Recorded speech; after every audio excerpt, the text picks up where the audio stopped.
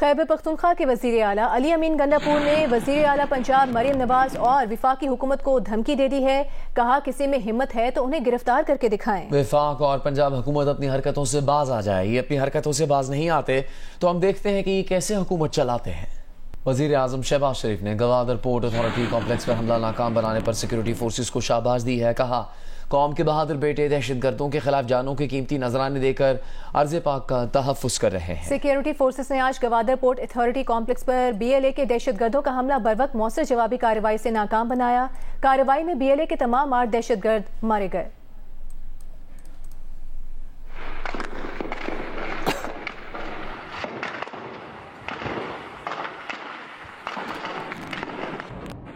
وزیر اطلاعات عطا تارڑ اس وقت پریس کانفرنس کر رہے ہیں۔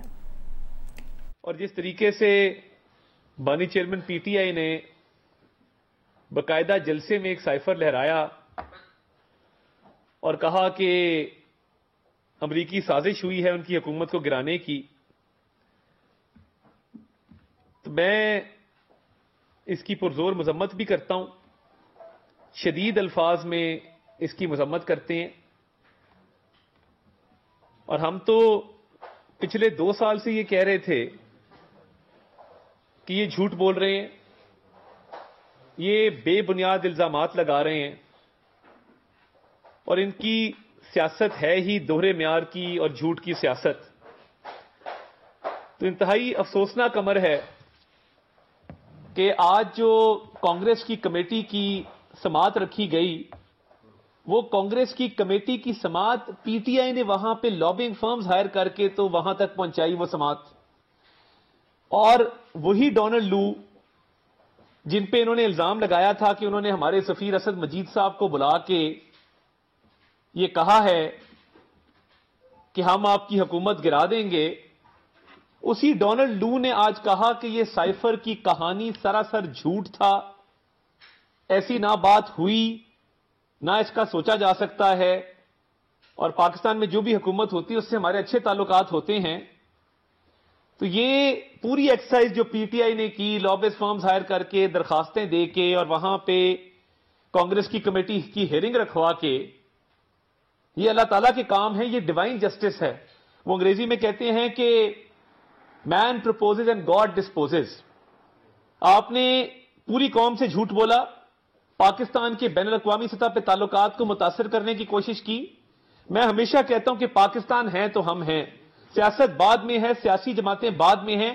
آپ نے اپنی سیاست کو چمکانے کے لیے، آپ نے واہ واہ کروانے کے لیے، اپنی انا کی تسکین کے لیے، اپنے سیاسی مفادات کے لیے قومی مفاد کو داؤ پہ لگایا۔ آج پوری دنیا کے سامنے آپ رسوا ہوئے ہیں۔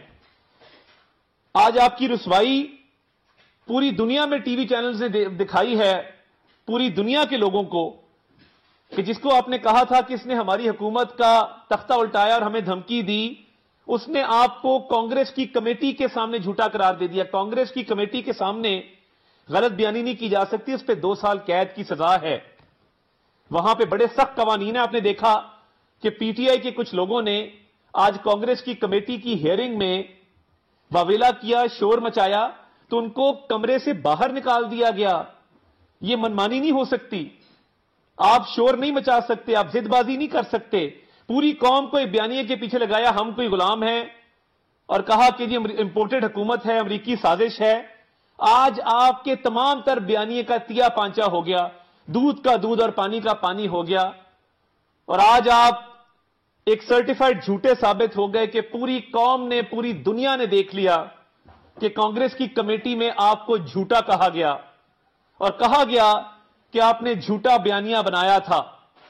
تو آپ نے اتنی تگودو کرنے کے بعد، لابیز فرمز ہائر کرنے کے بعد یہ کانگریس کی کمیٹی کی سماعت رکھوائی تھی، تو یہ تو سب کے سامنے سچ کھل کے آ گیا ہے، اور آپ جھوٹے ثابت ہو گئے ہیں۔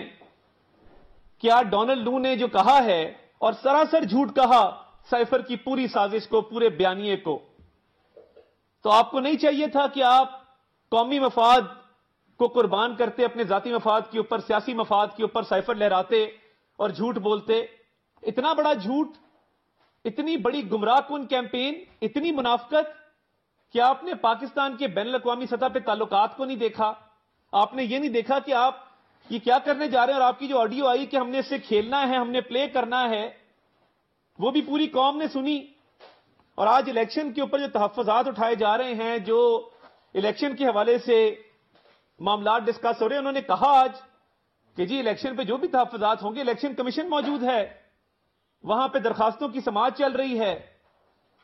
وہ جو ریٹن سٹیٹمنٹ ہے, ڈونلڈ لو نے 5000 انڈیپینڈنٹ آبزرورز کا ذکر کیا کہ 5000 آزاد مبصرین الیکشن کی مانیٹرنگ کر رہے تھے, فیلڈ میں موجود تھے.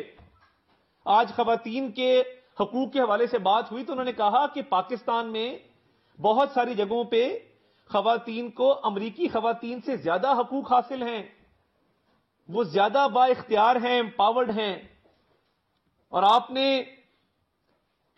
یہاں پہ جو درخواستیں جمع کرائیں, امریکہ میں کروائیں, بین الاقوامی NGOs کو دیں, اور پاکستان وفاقی وزیر اطلاعات عطا اللہ تارڑ اسلام آباد میں پریس کانفرنس کر رہے ہیں.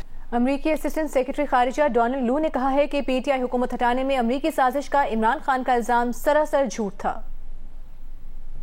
Mr. Secretary, there have been unsubstantiated allegations that the U.S. government has conspired to remove Prime Minister Imran Khan from power. What is your assessment of these untrue speculations?